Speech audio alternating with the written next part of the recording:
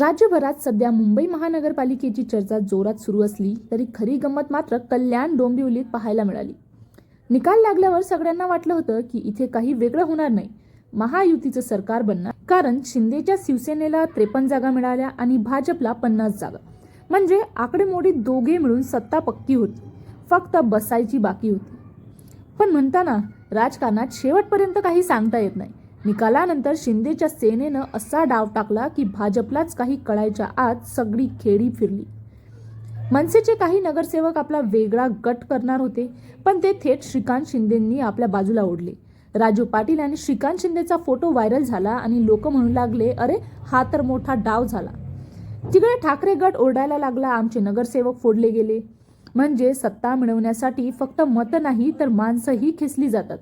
हळूहळू शिंदेची सेना मजबूत होत गेली आणि भाजप मात्र अडचणीत सापडला।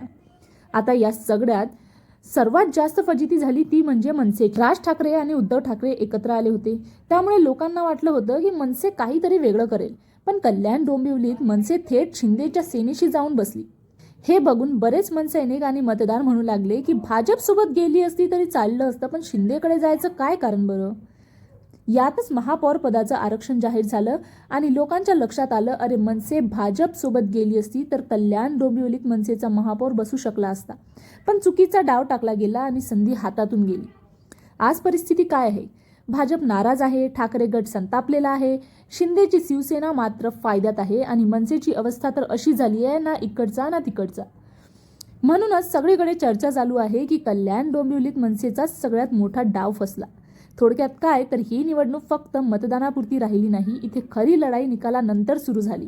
कोणी कोणाला अंधारात ठेवलं, कोणी कोणाचा डाव उलटवला आणि कोणाच्या हातातली सत्ता निसटली, हे सगळं कल्याण डोंबिवलीत उघडपणे दिसलं। या निवडणुकीच्या निकालानंतरचा हा जो खेळ आहे, याच्याबद्दल तुमचं काय मत आहे आम्हाला कमेंट सेक्शनमध्ये नक्की सांगा आणि व्हिडिओ आवडला असेल तर लाईक, शेअर आणि सबस्क्राईब करा। धन्यवाद।